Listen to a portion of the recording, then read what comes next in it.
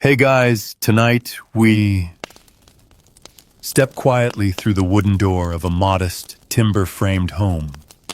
The hearth crackles gently to your left, its warmth wrapping around the room like a wool blanket. The scent of barley porridge lingers in the air, mingling with the faint trace of beeswax from a flickering candle. Shadows dance along the low ceiling beams. It's early dawn maybe, and you're already hearing the creak of floorboards as someone moves about with practiced care. This is a medieval household, and this is a wife's world. You probably won't survive this not because of danger, but because of exhaustion. Medieval wives lived lives packed from dawn to dusk, balancing survival, loyalty, labor, and love, all without a break. And unlike what you might think, being a wife wasn't just about obedience or childbearing. It meant responsibility, status, and a never-ending list of duties. So before you get comfortable, take a moment to like the video and subscribe, but only if you genuinely enjoy what I do here. Let me know where you're watching from and what time it is where you are. Now dim the lights, maybe turn on a fan for that soft background hum, and let's ease into tonight's journey together. You wake up on a straw-stuffed mattress wrapped in linen sheets that you stitched yourself. It's cold, always is, before sunrise. Your husband is already up, heading out to tend the animals. But your work begins even earlier. The first task, the fire. You rake the coals from the night before, hoping enough embers remain to catch flame. If not, you'll strike flint or borrow embers from a neighbor. Without fire, there's no cooking, no heat, no light. It's the heart of the home, and keeping it alive is your first daily duty. Next, bread. You pull yesterday's dough from the cool pantry, already risen, and heavy with the smell of yeast. The oven must be stoked. You knead the dough with tired hands, fold in some ground dry or barley. White wheat is expensive and reserved for the wealthy. You shape loaves for your family, and a smaller one to offer the priest. Tithing, after all, isn't just coins.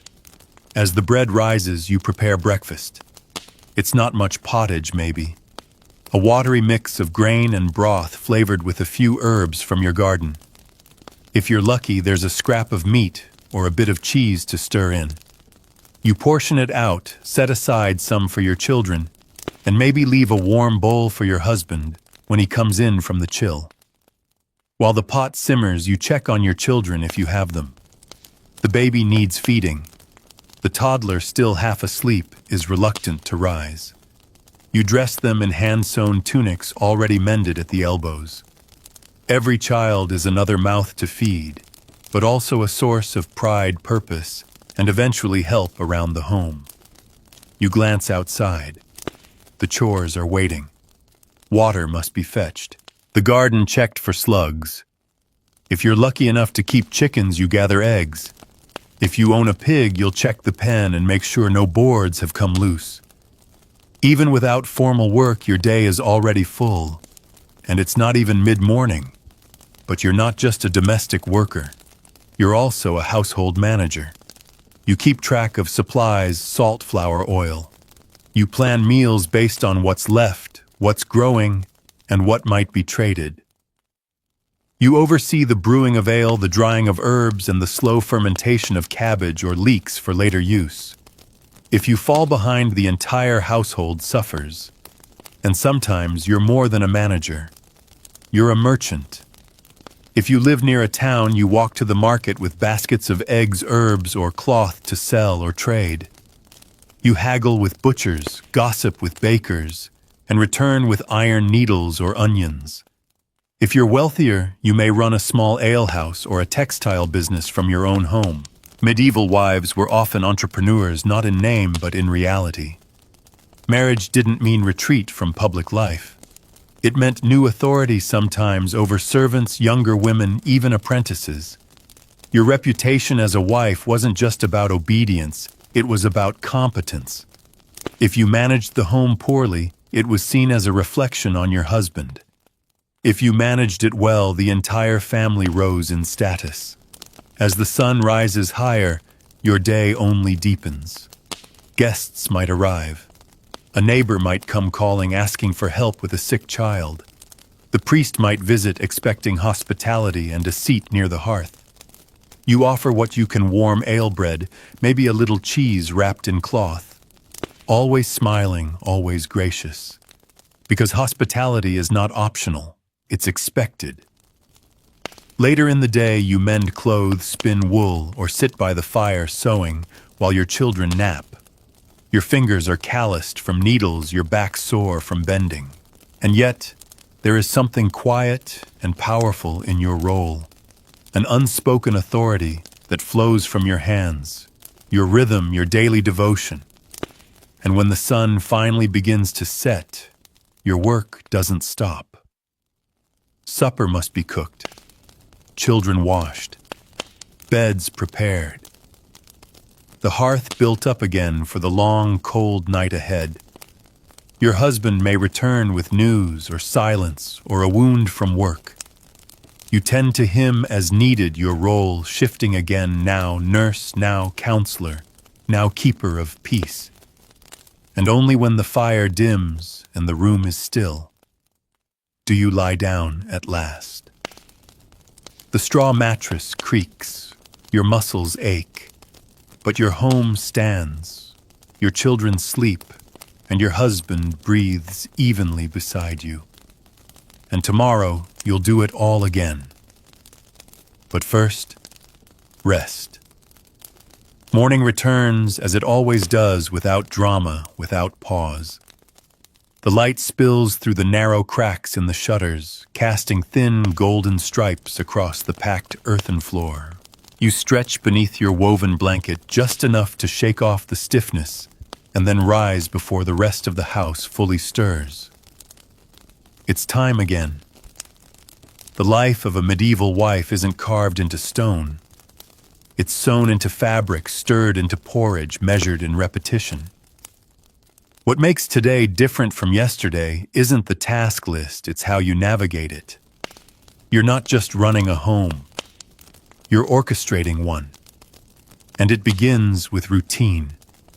You kneel beside the fire, coaxing the embers to life. There's an art to it now, your fingers quick and sure.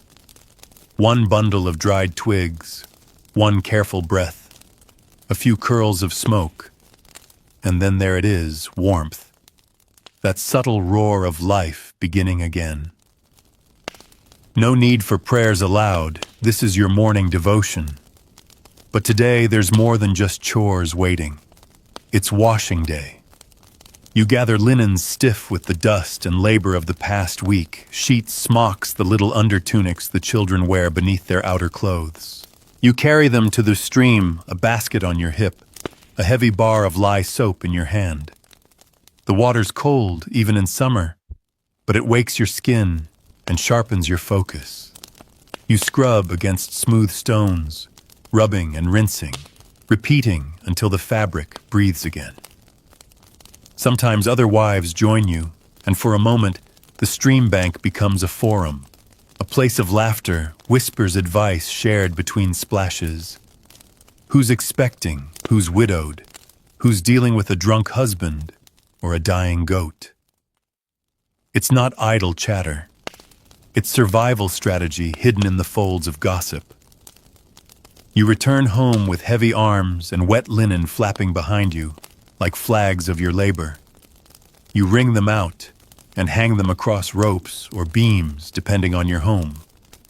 And while they dry, your mind shifts to food again. What's left in the pantry? A wheel of cheese is getting soft, best to use it before mold claims too much. There's salt pork still and a few onions from the cellar. With these you can make a stew, a good one, filling. You slice the onions thin and scrape the green parts free. Waste nothing. The broth simmers while the fire roars. And as the smell fills the room, your stomach growls, but you serve others first. Always. Later in the afternoon, you sit with your needlework. Some of it is for function, patching a torn sleeve, reinforcing the soles of stockings. But other stitches, they're for pride. A little embroidery on a collar, a delicate edge on a towel. You don't do it for compliments. You do it because it turns survival into beauty. A quiet rebellion against the drudgery of sameness. Your oldest child needs teaching, so you show her how to thread a needle or how to recognize herbs, mint for the stomach, rue for fever. Education in your hands isn't books. It's memory transferred directly from mother to daughter, like passing down an heirloom too delicate for shelves. Your husband comes in early today, his face clouded with thought. You listen, not because you're required to, but because you understand that your role is more than physical. It's emotional labor, too. You're his mirror, his sounding board. When he doubts himself, you offer the quiet words that keep the house balanced. But it's not all quiet deference. You hold power here even if no one speaks it aloud. You decide how the garden is planted. You determine when the food will last. You notice when your neighbor's chickens are mysteriously laying fewer eggs, perhaps someone's been stealing. You mention it to your husband in passing, and he takes your words seriously. He should. And when there's conflict in the village over land inheritance or bad blood, it's often the wives who stitch peace back together behind the scenes. Over loaves of bread, over shared tasks, over whispered meetings behind the market. The men argue in public. The women repair in private. As the sky turns dusky, you help your youngest child say a few simple prayers. It's not about doctrine, it's about rhythm, about knowing where the day ends and where sleep begins. You wrap the child in wool, stroke her hair, hum a melody passed down from your own mother. Something about the moon, something about dreams. And later, after the stew has cooled and the house has quieted, you step outside just briefly. The air is damp. Somewhere an owl calls. Your hands still smell faintly of soap and smoke. You breathe slowly. You think of all the things you did today and how none of it will be remembered. And yet somehow it still matters. Because the medieval wife does not live her legacy in stories or stained glass. She lives it in continuity, in a fire that never goes out, in children who wake fed, in a home that endures. And now the fire waits again. So you return and prepare to do it all once more. The rooster calls too early. You're still tangled in sleep when the sound echoes across the fields. But your body knows better than your mind. It starts to move before thought fully forms. You rise with a soft groan, swing your legs over the side of the bed, and place bare feet on the cold floor. Another day in a medieval wife's world begins not with excitement or dread, but with acceptance. Because this life isn't extraordinary, it's expected, and still it's deeply yours. Today is a market day. Not every wife in every village goes to the market, of course, but you do. You've been managing the household well this week. There are extra eggs to barter, and the linen you spun during winter is finally ready to sell. You gather your goods into baskets lined with rough cloth, checking everything twice. You know what you're bringing, but more importantly, you know what you're hoping to bring back. Before you leave, you prepare the house.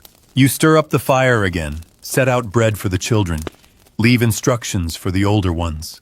Sweep the hearth, gather firewood. Watch the little ones. You assign your eldest daughter to mind the soup bubbling low in the pot. It's a cabbage base stretched with beans, thin but filling. Then you step outside. The road to town is rutted and muddy, but the sky is clear, and the birds have already begun their work. You balance the baskets carefully and walk steadily, passing other women doing the same. You nod in greeting, fall into step. Market is as much social web as economy. You hear the stories flow around you, who's nursing a newborn, whose husband fell from a ladder, whose goats have been coughing. By the time you reach the market, the square is already buzzing. Stalls are opening, traders shouting, and the scent of smoked fish and roasted chestnuts hangs heavy in the air. You move through the crowd with purpose. You know who offers fair prices and who tries to cheat the distracted. You trade 6 eggs for a scoop of barley, 2 bundles of linen for a small ceramic jug, hand-glazed and flecked with blue. You're careful not to overspend, coin is rare, but you allow yourself a tiny treat, a twist of honeyed nuts for your youngest child, who's been teething. But more than goods, you're here for news. You hear that a neighboring village had a fire last week, that the Baron is raising rents, that a young widow is being courted by 2 brothers, and it's getting awkward. This isn't idle talk, it's strategy. The news shapes your decisions, who you can trust, where to plant extra barley, whether to hide that last ham a little deeper in the cellar.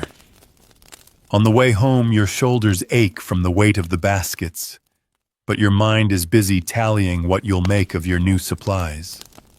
Tonight's meal will be better. A barley pottage thickened with lentils and topped with a few curls of pork fat. There's enough left for tomorrow, too. Back home, you unload everything and set to work. The kitchen becomes a hive again. You clean the barley, start the fire, and glance around at your children. They're restless, so you draw them into the task. One peels turnips, another fetches water. The baby crawls underfoot, trying to chew on your hem. You sigh, but smile too. You set the table, wooden boards laid across trestles. No plates, just trenchers of stale bread. The older kids help ladle out the food. Your husband returns looking more tired than usual, and you offer a quiet hand on his shoulder. Nothing needs to be said. You both understand this life, this rhythm. After supper, you tend to the household ledger, a mental one, not written. You calculate what was spent, what's left, and how long it will last. There's still flour, and your herb garden is growing again. You'll be fine for a while. Then just before night falls, you sew. It's not because you love it, but because something always needs stitching. A child's sleeve has torn. A towel has frayed. You work by firelight, squinting. The fire crackles low, the children finally doze, your husband snoring gently nearby. And there you are, alone with thread and silence. And in this quiet moment, you reflect. No one will sing songs about this day. But you've fed your family. You've bargained wisely. You've kept your house from slipping out of balance. You've spun order from chaos. And that, in the medieval world, is real power, even if no one calls it that. The rain starts just before dawn. You hear it before you see it, soft, tapping against the shutters, a delicate drumbeat on the thatch above your head. The kind of rain that seeps into everything, the straw, the cloth, the bones. You pull your shawl tighter as you rise, already knowing the day will be slow and damp, full of shifting chores and wet hems. But you've weathered worse. On days like this, your duties change not in number, but in nature. You won't walk to the stream or the market. You won't kneel in the garden. Instead, the house becomes your entire universe, a wooden box, humming with life, noise, heat, and breath. A medieval wife becomes weather-wise, adjusting to the moods of nature without complaint. The first order of business is the leak. A drip has started near the window, tracing a line down the plastered wall. You find a wooden bucket to catch it, and wedge a bit of cloth under the sill to slow the seep. The thatch will need patching soon, something to mention to your husband when the sky clears. With the rain falling and the fields out of reach, your children grow restless quickly. So you gather them near the hearth and begin work on a project meant to look like play. Spinning wool. You show the older ones how to pull the fibers, twist them, feed them into the drop spindle. It's tedious, meditative, and essential. This is how clothes happen, not in markets, not from merchants, but here with sore fingers and spools of time. You glance over to the cheesecloth hanging by the hearth. Yesterday's milk has curdled into something promising.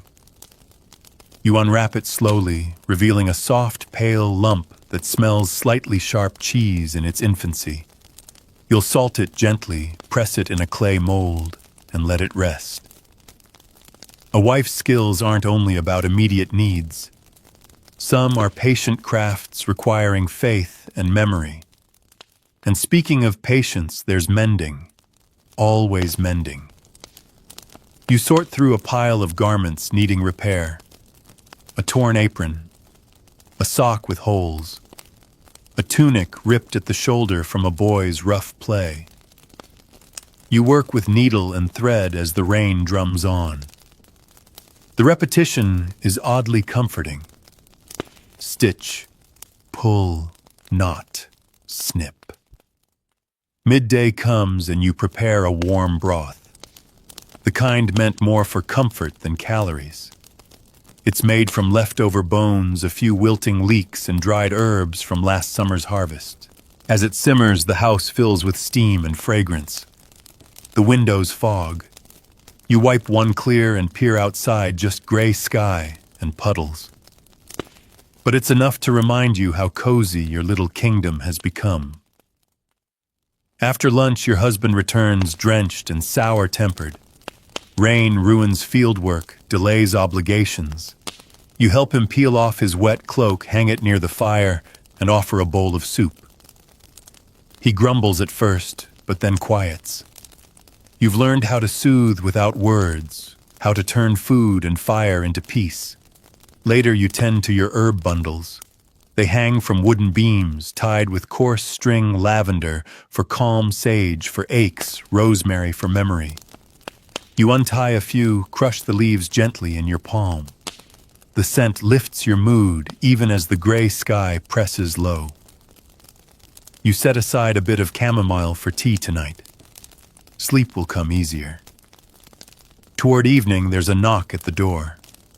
A neighbor cloaked, dripping, asking if you've any spare candle tallow. She's run low.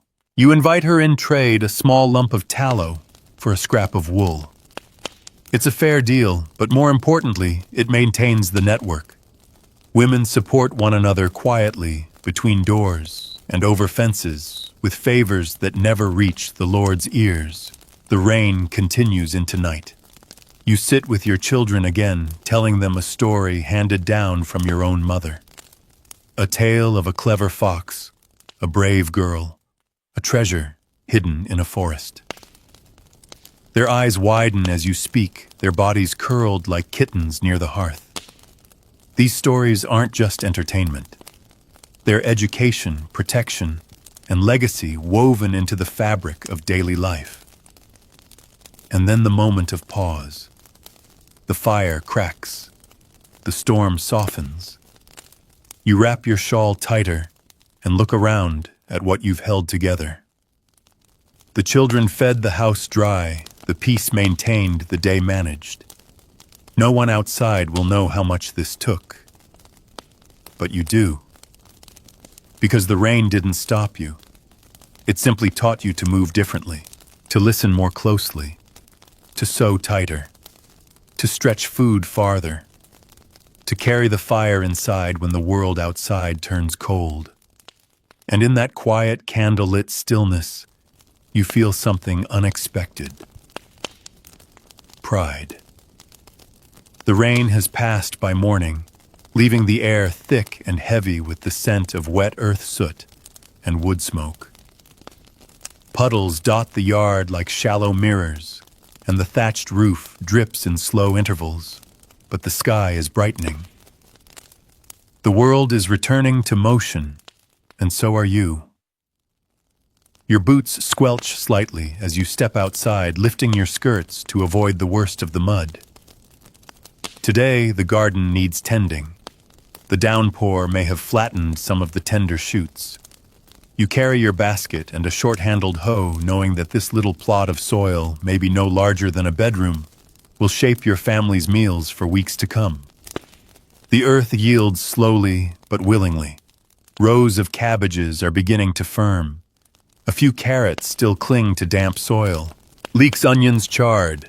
They're sturdy things designed for medieval resilience. You thin weed and gather, wiping your brow with a cloth from your apron. The work is quiet, meditative. Sometimes you hum without realizing it. As a medieval wife, your relationship with the land is personal, not poetic, practical. The garden isn't a place of escape. It's a ledger in green, a balance sheet of roots and stems and leaves. If it thrives, you thrive. If it doesn't, you improvise. Or go without. By mid-morning, you've gathered enough for several days: turnips, a clutch of herbs, and a handful of peas. You clean your hands with a splash of cold water from the rain barrel and carry your harvest inside, where the house smells faintly of yesterday's fire and drying clothes. The children are up now, squabbling softly, and your husband is already gone to tend to the landlord's fields. His boots are gone from the door, his portion of bread already taken. The rhythm continues. You kneel by the fire and stir the coals again. You're not just cooking, you're managing heat, learning when to add, when to cover, how to stretch warmth over hours without wasting a single log. Firewood is precious. Every stick is accounted for. With the fire relit, you begin making ale, or at least the beginnings of it. Brewing isn't a novelty, it's a staple. Clean water isn't always guaranteed, but low-alcohol small ale is safe, nourishing, and cheaper than wine. You soak the malted grains, begin the mash, stir slowly. It will take days before it's drinkable, but you start now because you're always preparing for a future need. And while the ale sits, you turn your attention to another task, something larger, more emotional. You've been asked to assist with a birth. A neighbor, heavily pregnant, sent for help the night before, and now it's time. You leave your eldest daughter in charge of the home and walk across muddy fields with a satchel of herbs, clean linens, and a jar of goose fat. You've helped with births before, not as a midwife exactly, but as a steady, familiar hand. You know how to soothe, how to listen, how to press a cloth to a forehead, how to guide someone through that long, painful threshold between worlds. When you arrive, the woman is pale and groaning, her mother pacing nearby. The room is stifling, the air thick with worry. You roll up your sleeves and begin boil water. Wash hands murmur calm encouragement. Hours pass. The woman screams. You don't flinch.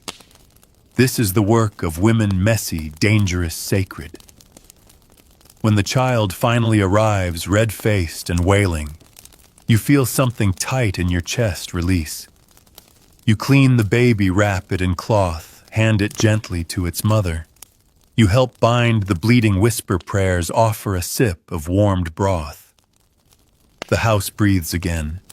You stay to help clean up, reassure the family. Tuck the mother in beneath fresh linens, and then quietly you return home. It's dusk when you walk back into your own cottage. The fire is still lit.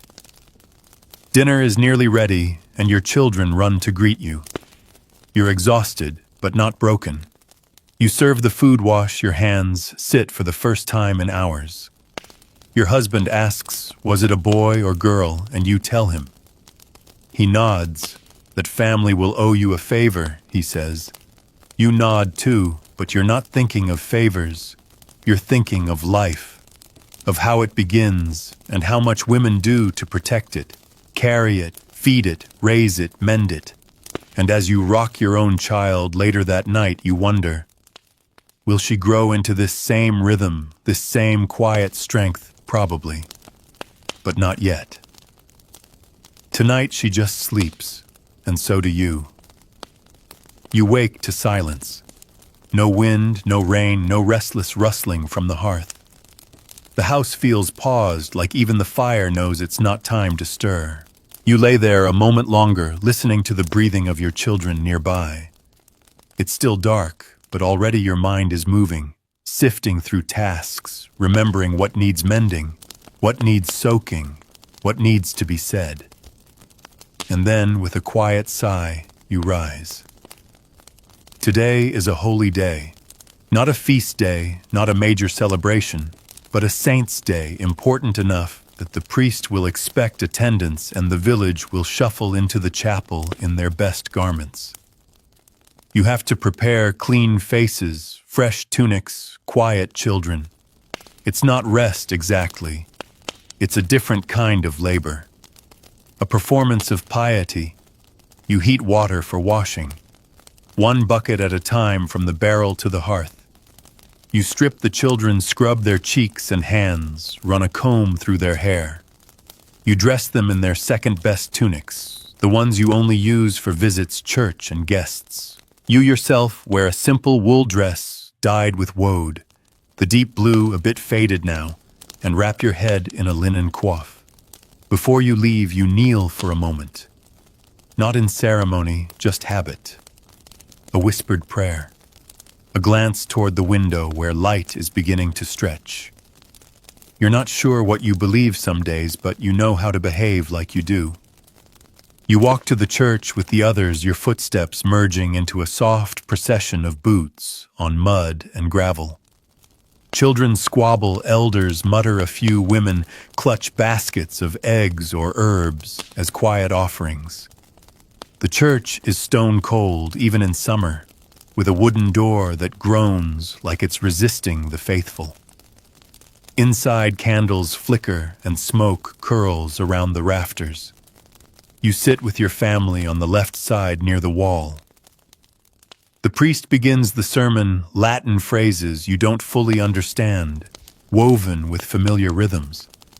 You nod when expected, murmur the right responses. It's not about knowledge, it's about presence, about being seen. You notice who's missing. A widow with a cough, a young man with a drinking problem, a girl with a bruised cheek who hasn't been seen since market day. You tuck these absences away. You'll ask about them later, carefully. After the sermon, there's communion bread, and then something almost like social time. Neighbors exchange greetings, mothers share glances about unruly toddlers, and you hand over a small jar of pickled onions to the priest's assistant as your family's contribution. He nods gravely as if it were gold. Outside the church, you find yourself pulled aside by another wife. Her husband is injured. He stepped wrong in the fields and can't walk properly now. She's overwhelmed. You promise to come by this afternoon, offer help with the stew, or watch her children so she can fetch wood. No money will change hands. It never does. But your account with the village ledger of goodwill grows. Back home, you peel off your good clothes and hang them carefully. They'll need brushing later, and the coif must be re-bleached before the next holy day. You put on your work apron and re-enter the day. This time not as a pious soul, but as the engine of the household once more. You boil lentils, sweep ash, tend to the baby's rash with a salve you made last autumn. You spin a little wool, just enough to keep your hands busy while the stew cooks. And when your neighbor finally comes by to borrow the iron pot, you hand it to her with a smile and a few instructions on how not to scorch the bottom. Evening settles in. You sing a hymn as you work, not because you feel holy, but because the tune is beautiful and your children calm when they hear it. You think about the stories from today's sermon. A miracle. A warning. A woman who waited too long to believe. You wonder what patience means in your own life, how many years must pass before something changes. But mostly, you think about the waiting itself. Because being a wife in this world means holding time, not racing through it, not fighting it, but measuring it out like flour. A handful at a time. enough for the day. And when the stars rise one by one above your modest roof, you look up not for answers, just for quiet. And there it is. It's still early, but the sun is already painting the thatched roof golden. A breeze filters through the shutters, carrying with it the scent of warm earth, faint manure, and crushed mint from your herb patch. It's going to be a dry, hot day, the kind that makes linen cling and tempers short. But you're already moving. The bread dough must be punched down and shaped before the heat rises too high. You roll it out with strong hands, pressing, folding again. You've done this so many times your fingers could do it blind. And while you work, you think not just of the food, but of the roles you play.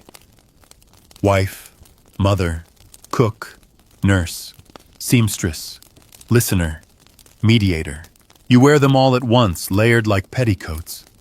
Today is a good day for soap making. You've been saving the fat from winter slaughterings, rendering it in jars kept near the hearth. And the wood ash from your fire, the best kind, fine and pale, has been stored in barrels to make lye. It's time. You carry everything to a shaded area outside near a low bench you use for messy work. The children are warned to stay away. Lye burns. You learned that the hard way once years ago. You combine the ingredients slowly, carefully stirring with a long stick. The smell is harsh, acrid, greasy, but this is how you make cleanliness out of waste. Soap that will wash hands, linens, floors, and even help fight sickness.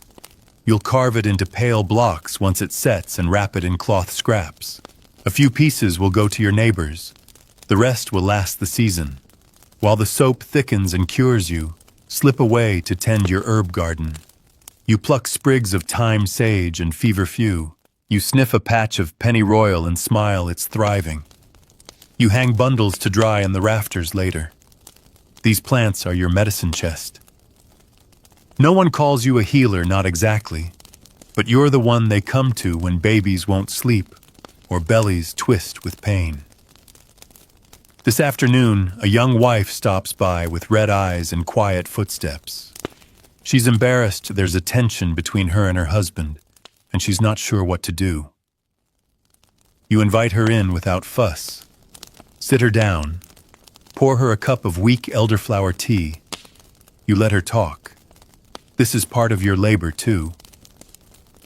Emotional stitching, holding together the seams of a marriage that might fray without your help. You don't judge, you just listen, ask careful questions, remind her gently of her own strength. She leaves lighter than she arrived, thanking you in hushed tones.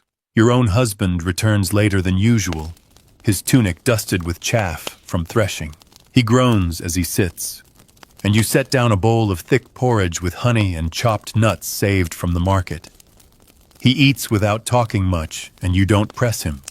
Some days the best conversation is none at all. Later, after the children have been bathed and put to bed, you sit on the step outside with your spindle. The twilight is soft. You spin flax into thread, watching the colors of the day fade into indigo. A few stars blink into view. You think not for the first time that no one writes about wives like you. Not in the histories, not in the songs. But that doesn't bother you tonight, because you've come to understand something quietly profound. Your life is the history. Every baked loaf, every remedy, every birth soothed and grief comforted. It's not glory you're chasing, it's continuity. And every time you stretch a meal or mend a shirt or calm a child, you're anchoring your family to something bigger than the world outside. And in that stillness, in that fading dusk, you feel a truth settle deep in your bones. You are not invisible. You are essential. The rooster crows, but this morning you're already awake. Not from worry, not from a baby's cry, but from the weight of habit your body used to rising before the sun, before the village stirs, before even the bread has finished its first rise. You slip from your straw-stuffed mattress wrap, a shawl over your shoulders, and light the hearth from last night's embers, coaxing flame from smoke with practiced breaths. Today, you have a visitor. Your husband's cousin is passing through a merchant's assistant on his way to the next town. He's not a noble, but he fancies himself one smooth words, polished boots, a little too much interest in your larder. Hosting guests, especially family, is a wife's task in your world, and you've been preparing since yesterday. You set aside your usual porridge and make a more impressive spread honeyed oatcakes, cured ham, soft cheese wrapped in cloth, and a boiled egg for each plate. You know it's not expected, but you also know that hospitality is currency not in coin but in reputation, in respect, in whispered stories that might someday reach ears in other households. As the guest eats, you keep the conversation light. You refill his mug before its empty smile when he compliments your cooking, nod politely, when he talks of markets and wagons and guilds. Your husband listens too, but mostly lets you handle the dance. You can tell he's proud. Not just of the food, but of you, how you hold a room, how you play your part without ever asking for applause. After breakfast, your husband and his cousin leave for the day.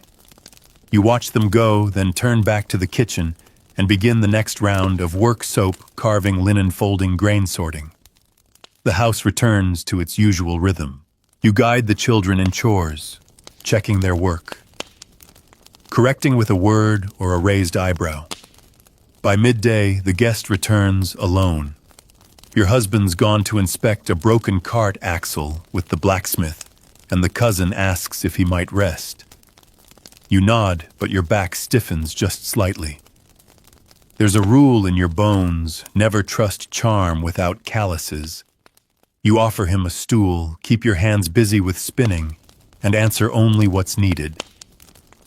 When your son wanders in, you send him to fetch water, and when your daughter peeks around the doorframe, you motion her to stay close. He leaves shortly after saying nothing improper, but leaving you with a sense of something avoided. You don't mention it to your husband. Not tonight. Maybe not ever. Because wives in your world know which stories are safe to tell, and which ones must be carried in silence, not for shame, but for safety. Later, with the house quiet again, you take inventory of your stores. The root cellar is holding well, the salted fish haven't spoiled, and the apples are drying nicely on their twine strings. You note what's missing: black pepper, beeswax, an extra spindle. You begin composing a list in your head for the next market day. You teach your eldest how to check a hen for eggs, how to lift the feathers gently and feel for warmth. You let her try even when she fumbles. She's learning. And one day she'll take your place not just in chores, but in watchfulness, in knowing who to trust, in seeing the shape of danger before it fully arrives. Evening draws in. Your guest eats supper with you again, this time a simple stew and brown bread. You see him glance at your daughter once, and you gently position yourself between them. Just enough. He notices. You both smile. That night after he's gone to the loft to sleep, you sit with your husband by the fire. You don't talk about the cousin. Instead, you mend a tear in your son's cloak and hum a quiet song. Your husband peels an apple with his knife, passing you slices. You eat them slowly, watching the flame flicker across his face. You feel something close to contentment. Not peace exactly, not in a world like this, but balance. A quiet knowledge that your work, your words, your instincts have kept the house whole for another day. And in the hush of that fire-lit moment, you realize something. In a time when women are often treated as property, you've carved out something rarer, a domain, a center, a spine of steadiness in a world that leans on you far more than it ever says aloud. And you carry it all with grace, because that's what medieval wives do. The guest leaves at dawn, a quick goodbye, a flash of polished boots in the mud, and then just the sound of hooves and cartwheels retreating into the hills. You watch from the doorway, arms folded, lips tight. Not from sorrow, and not quite from relief, just observation. In your world, visitors arrive, eat, disrupt, and leave. And the house, your domain, must always return to its rhythm. You sweep the floor slowly, letting the broom push more than dust, pushing away the feeling of someone else's presence. You reflatten the mats, wipe the clay footprints from the doorway, and breathe out. Now it's just your family again. And there's something peaceful about that. Today, the loom calls. In the back corner of your home, beneath a small warped window, stands a wooden loom. It's simple but sturdy. Your father gave it to you as part of your marriage chest. The warp threads are already strung. Today you weave. The rhythm is methodical. Foot treadle, shuttle, pass, beat, repeat. It's a dance without music, a song you know by heart. Cloth isn't cheap. Every thread is earned. You're making linen this time, a bolt meant for shirts, maybe even a fine shift if you have enough. As you work, you think about touch, what it feels like when something you made wraps around your child or is gifted to a neighbor. These are the ways medieval wives leave marks, not with signatures, but with fibers, food, and warm hands. Your daughter sits beside you, mimicking your motions with a toy spindle you carved for her. She watches carefully, soaking it in. Not just the technique, but the posture, the presence. You don't say much. This kind of learning isn't taught in words, it's passed through watching. Later you tend to the poultry. One hen is limping. You pick her up, cradle her gently, inspect the foot. A thorn. You remove it, clean the wound, and wrap it in linen. The hen clucks softly, nuzzling under your arm. You set her back down, and she hobbles off, already healing. This too is part of a wife's life, not just care for people, but for creatures. You know which chickens fight, which cow favors, which pasture, which cat keeps the best mice. You are the keeper of small lives, and they trust you. Midday brings another task, gathering rushes. The floor needs a fresh layer. The old rushes are swept out, damp, broken, filled with crumbs and bits of straw. You toss them to the compost heap and spread new ones, fragrant with mint and lavender, bundled weeks ago and left to dry. It's not glamorous, but when your children step inside and wrinkle their noses with delight, it feels like a small victory. By afternoon, a neighbor stops by, her apron soaked and her eyes wide. Her goat has gone into labor and something's wrong. She needs help. You don't hesitate. You gather your shawl, your herbs, and your sharpest knife just in case. You walk with her quickly, barefoot, through the mud. Your heart beats faster, not with fear, but with focus. The goat is struggling. You kneel beside it, hands calm, breath steady. You reach in gently but firmly. One leg is twisted. You maneuver it back, whispering quiet nothings, as if the goat understands. And when the kid finally emerges, slick and squirming, you cradle it briefly before placing it near its mother's face. She licks it. It bleats. You exhale. The neighbor cries and kisses your hands. You wave her off. You've done this before. You'll do it again. These are the hidden miracles of daily life. As the sun sinks, you return home, your apron stained, your arms tired. Your husband nods when you tell him. She's lucky to have you, he says. You don't respond. But later, when you scrub your hands with salt and vinegar, you catch your reflection in the wash basin and see something strong staring back. That night, your family eats well, stew, fresh rushes underfoot, fire crackling. Your daughter hums a weaving song. Your son plays with a carved horse. Your husband rests with his head tilted back, his fingers still stained from hay and oil. And you sit with your spindle spinning, not just thread, but the center of the home. You're not loud, you're not revered in books, but everything turns around you, quietly. steadily, unshakably. You awaken with the ache of yesterday still settled in your shoulders, the kind that reminds you you've lived through something, maybe just a long day, or maybe one of those quiet triumphs no one else will ever notice. You stretch gently, careful not to wake the children, and pad to the hearth. The coals are cold. You'll need to restart the fire from scratch. You stack the kindling slowly, adding twigs and a curl of dry moss, then breathe life into the fire as if it were something sacred. You think not for the first time about how many days of your life have started exactly this way: cold hearth, sleepy breath work, waiting silently in every corner. But there's comfort in this ritual. Predictability is its own kind of peace. The day ahead is for repairs. Your husband has mentioned that the shed roof is sagging. Not collapsed yet, but the beams are soft in the middle, and the weight of wet thatch is starting to bend them. You bundle a midday meal, bread, dried meat, and a skin of small ale, and head out with him to take stock. He climbs the ladder while you hand him tools, your arms raised, your head tilted skyward. You work well together. No need for talk. You know when to brace a post or tie off a rope, and he knows when to glance down and ask if you're all right. The roof is patched by midday, not perfect, but safe. For now. Back inside, you turn your attention to clothing. The children's tunics are showing wear at the elbows, and your own bodice seam is coming loose. You sit near the window where the light is strongest and take up your needle.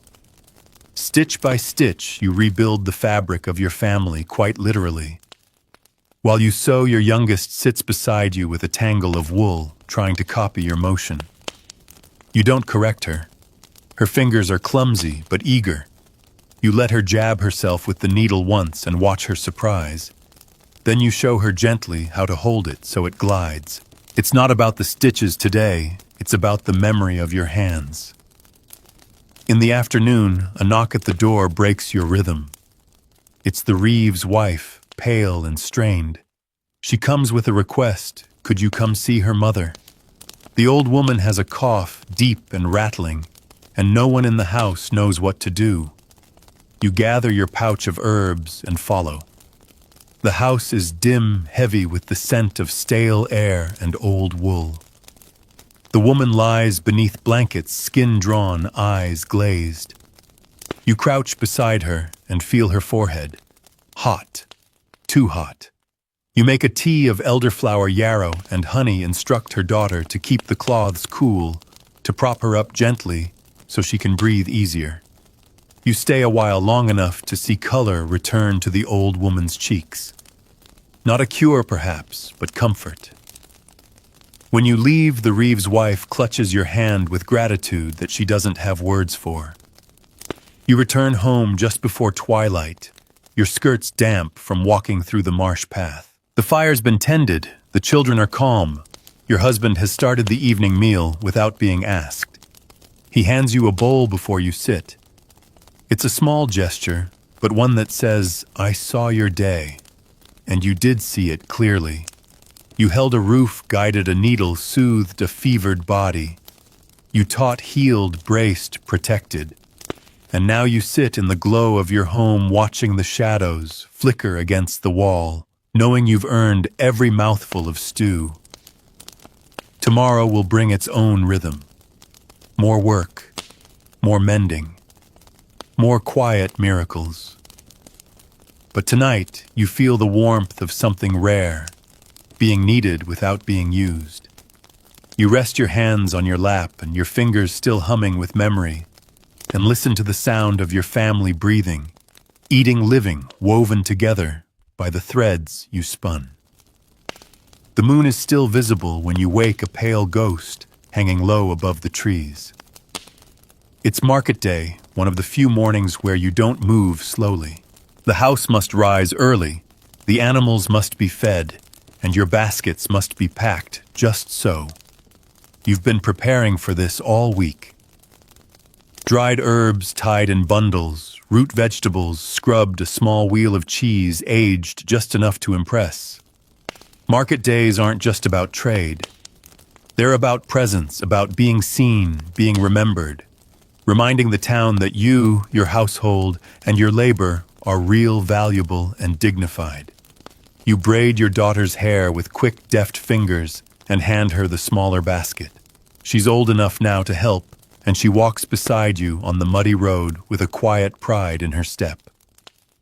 Your son trails behind, humming softly, fascinated by the cartwheels turning ahead. The market square bustles already. Merchants shout prices, chickens flutter in cages, old women haggle over onions. You find your usual spot near the bread seller and lay out your goods. You greet the tanner's wife, the butcher's apprentice, the monk, who always asks about your dried nettles. Each exchange is layered not just coins for goods, but trust for memory, kindness for future favor. You trade your cheese for beeswax, your herbs for sewing needles, your apples for a sack of barley. Every item you carry back isn't just nourishment. It's a story, a connection, a thread tying your household to the wider world. There's a woman you don't recognize, her dress finely, made her accent clipped. A noblewoman's servant, perhaps. She eyes your elderflower bundles and asks quiet questions about how you dry them. You answer honestly, and she nods, buying more than you expected. Her coins are silver, rare. You feel a flicker of pride. After the last bundle is sold, you let your daughter pick a sweet, a small candied plum from the merchant near the fountain. You know it's indulgent, but she beams. These moments, small as they are, teach her joy is allowed too. On the way home, the sun is high. You're tired, your feet ache, but your heart is light. You carried your family's work into the world and returned with its reward. Back home, you unpack slowly, storing goods with care. The children chase each other around the cottage, full of sugar and sun. You allow yourself a smile. Your husband returns from the fields and nods at the new barley sack. "You did well," he says, and he means it. Later, as the fire crackles and stew simmers, you sit down with your daughter and show her how to shape dough into a flat round. Her fingers fumble, but she grins. You guide her gently, flouring her hands, showing her how the dough should feel, not just in the fingers, but in the wrists, in the arms. She laughs when it sticks to her elbow. You laugh too, because here in this moment, you aren't just passing on skills, you're passing on self. The rhythm of the house, the value of labor, the grace of patience. She will remember this. Not just the flour, but the warmth of your voice, the steadiness of your presence. Night falls. The fire dies low. The baskets are stacked. The silver coin is hidden away where only you know.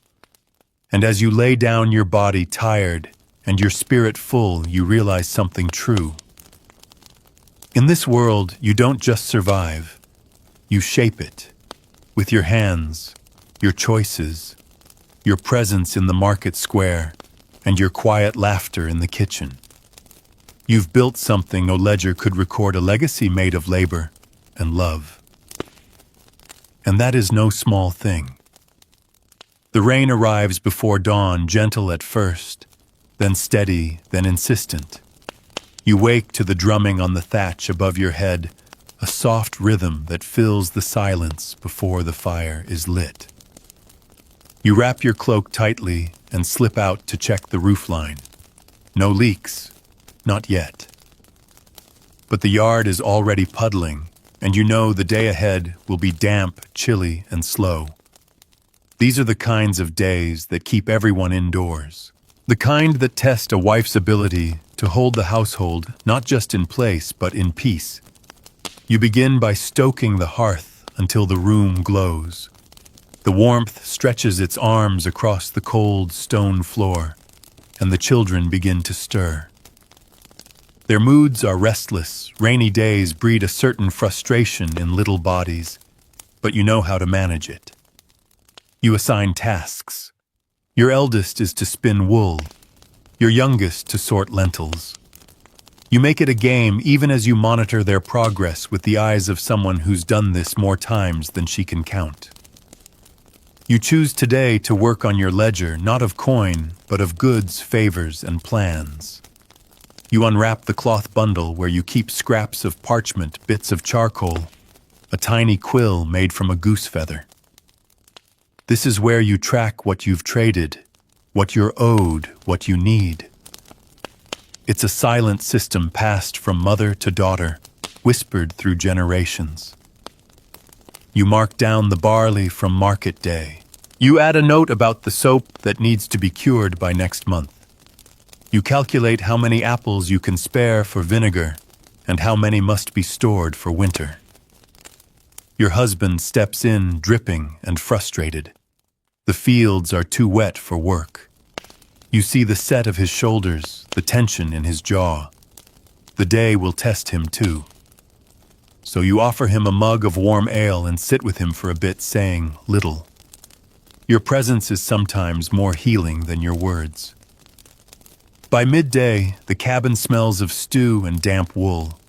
You mend a sock by the fire while your daughter reads aloud from a borrowed psalter, her voice careful, her fingers tracing the uneven script.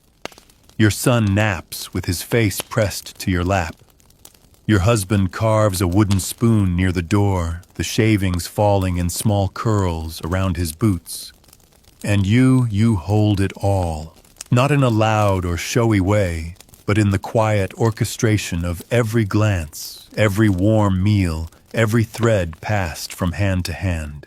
Later in the day, there's a commotion at the door. A soaked neighbor, her skirt plastered to her legs, clutching something in her arms. Her youngest has fallen, cut his head. She's panicked. You rise immediately, take the boy, and guide her inside. The wound isn't deep, but it bleeds well. You clean it with wine press. It's shut with linen, bind it tight, and soothe the boy with honeyed milk and a lullaby you haven't sung in years. The neighbor weeps softly, thanking you. You tell her to stay a while, dry off, rest. And she does. In this house, your house, there is always room for those in need. As the storm rages outside, the warmth inside feels earned, protected. You have made this place not just a shelter from wind and rain, but from fear, hunger, and loneliness. By evening, the rain has slowed. The stew is ready. The neighbor's boy sleeps curled on a mat by the hearth. Your own children whisper in their blankets. Your husband stirs the fire and meets your gaze. He doesn't say it aloud, but you see it in his eyes. This works because of you. And he's right. Because being a wife isn't just about spinning, sewing, cooking, or birthing. It's about creating a world that holds others gently even when the outside world threatens to shake them apart. And in this quiet, rain-drenched evening, with the fire burning low and your family resting easy, you feel the weight of that truth and the peace that comes with knowing your role is irreplaceable. You settle into your blanket, close your eyes, and listen to the final drops of rain as they slip from the eaves. You've kept the storm out. You've kept your people warm. And tomorrow, no matter what weather comes, you'll do it all again. The storm passed in the night, leaving behind a world rinsed clean and dripping. You rise early as always, stepping outside with your shawl wrapped tightly, your bare feet pressing into the wet earth. The chickens squawk as you scatter grain, the sheep bleat for fresh hay, and the clouds above begin to thin. The sun is trying, it always does. You head back inside and prepare a simple breakfast porridge sweetened with a touch of apple scrap syrup, the last of the good honey tucked safely away for the winter months. Your husband has already gone to inspect the fields and the children eat quietly, still lulled by the echo of yesterday's rain. Today is for rituals, not the big dramatic ones of church or ceremony, but the small, sacred rituals of maintenance, of checking the salt jars, of scrubbing the hearthstones, of repairing the latch on the chicken coop. You begin with the pantry. Every jar, every sack, every woven basket holds something you've prepared, stored, and counted. You run your fingers along the rows of dried herbs, sniffing thyme touching the braided garlic, nodding with silent satisfaction. Then you go to the back of the house and begin laundering. Laundry in your world is not a day of sorting colors and pressing buttons. It is a full-body task. You kneel beside the wash basin, boil water, grate soap, and scrub each tunic, each petticoat, each undersmock with care. The smell of lye and damp cloth fills the air. Your knuckles ache from rubbing, but your mind drifts. You think about how many pieces of fabric have passed through your hands over the years. Clothing, yes, but also burial shrouds, birthing cloths, bandages, wedding veils. Each one a quiet milestone in someone's life. And you were there for all of them, the silent seamstress of fate. Later, while the garments hang in the breeze, you sit with your husband and inspect the tools. The scythe needs sharpening. The axe handle is cracking. You help him patch the cracks with resin and oil the wood until it gleams. Your hands are not his, but they understand the rhythm of labor. You hand him nails before he asks, wipe sweat from his brow, and smile when he mutters thanks. As evening approaches, the village bell tolls once then twice a birth. You know that rhythm well. 3 slow chimes would mean death. But 2, a new life. A neighbor's house will be full tonight. You nod quietly and send your daughter to bring a gift, a small jar of lavender salve and a strip of clean linen. You made them months ago for just this reason. She returns, flushed and excited. The baby is healthy. The mother is tired but smiling. You feel a warmth spread through you, not unlike the coals beneath the soup pot. Another life. Another wife one day. Another household to shape and hold. Dinner is simple, just lentils and leeks, but everyone eats with hunger. Your son makes a joke that sends the table into laughter, and for a moment, the room feels larger, brighter. You catch your husband looking at you, not just admiring, grateful. And as you clean the bowls and set them to dry, you pause and trace your reflection in the basin's water. There you are. Not a queen, not a saint, not a name anyone will write in a history book. But you are the story nonetheless.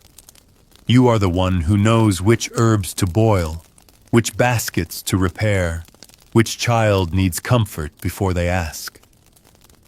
You are the pulse of the home, the steward of its fire, the keeper of all that cannot be measured in coin or counted in crops.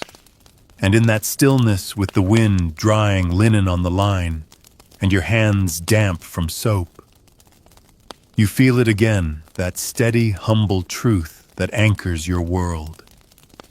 You don't need to be remembered by others to be unforgettable to the ones you serve.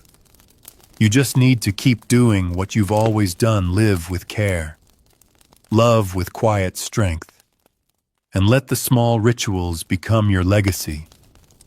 You're awake before the light reaches the window, stirred not by sound or urgency, but by the soft pull of habit.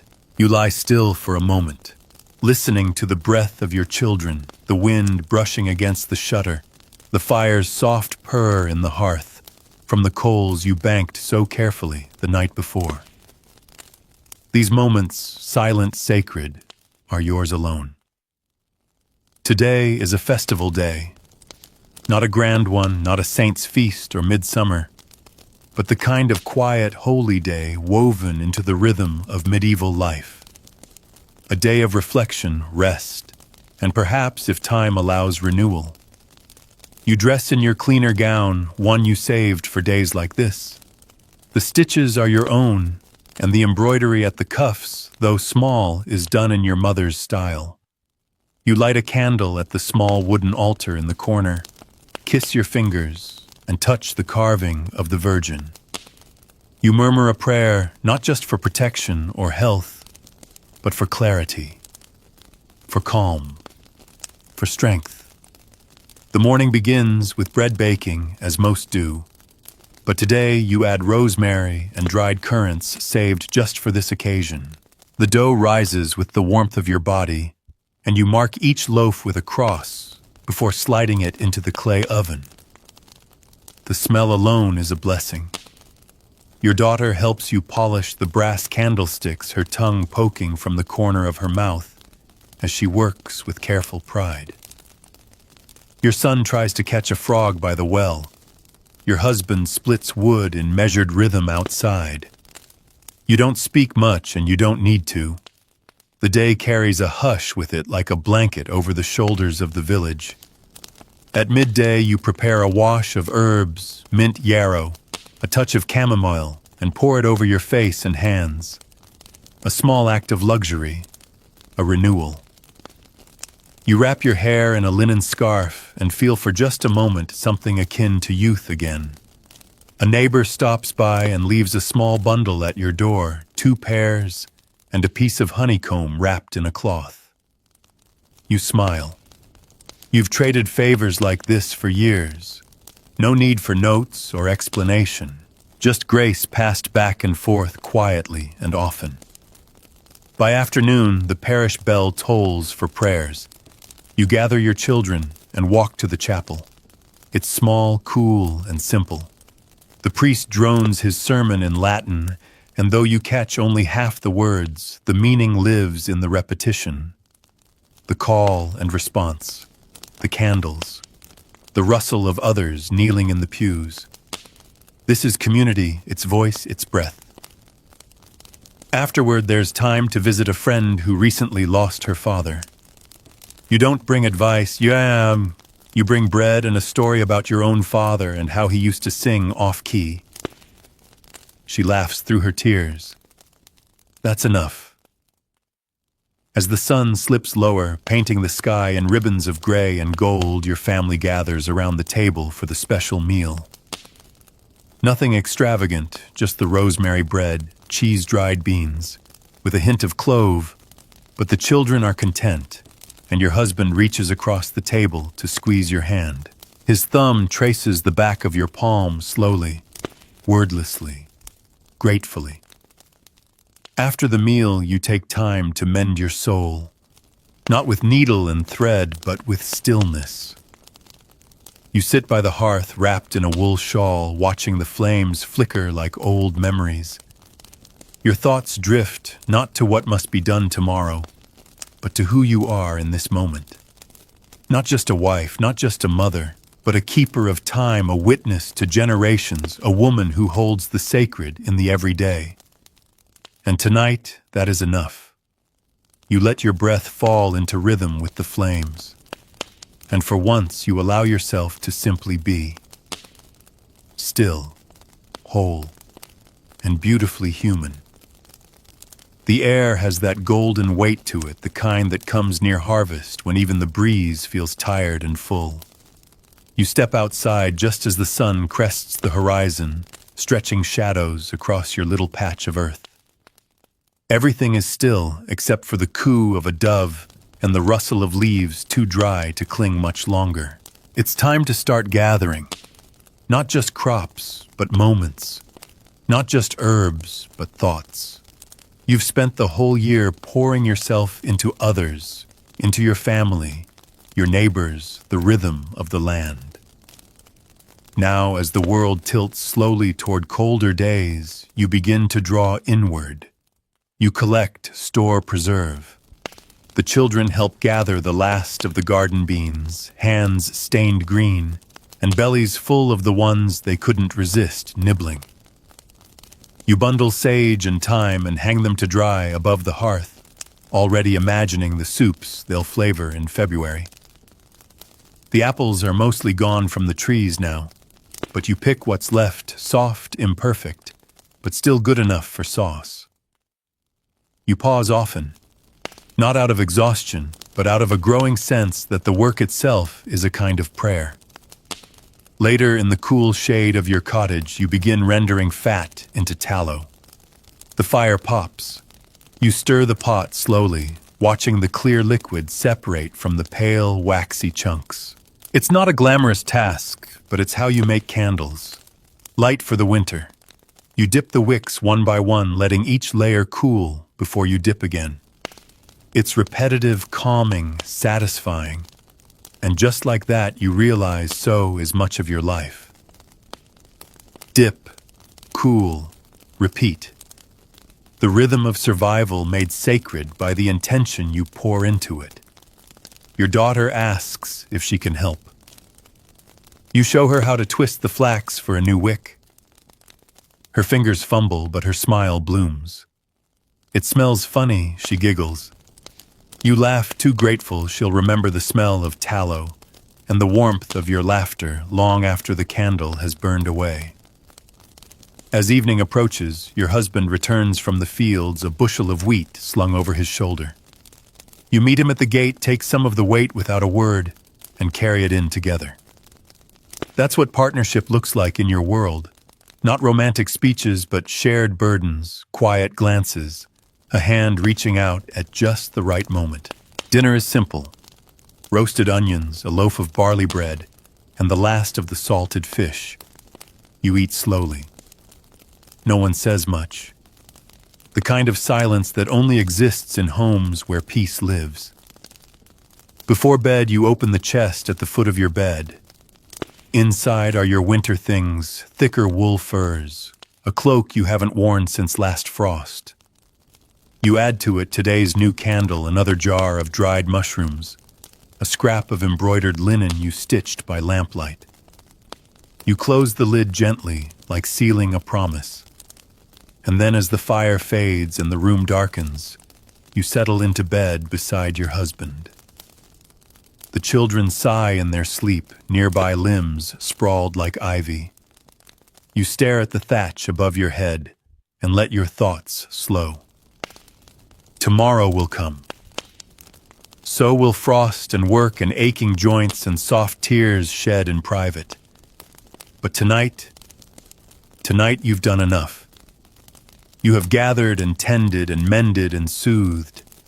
You've taught and fed and remembered and prepared.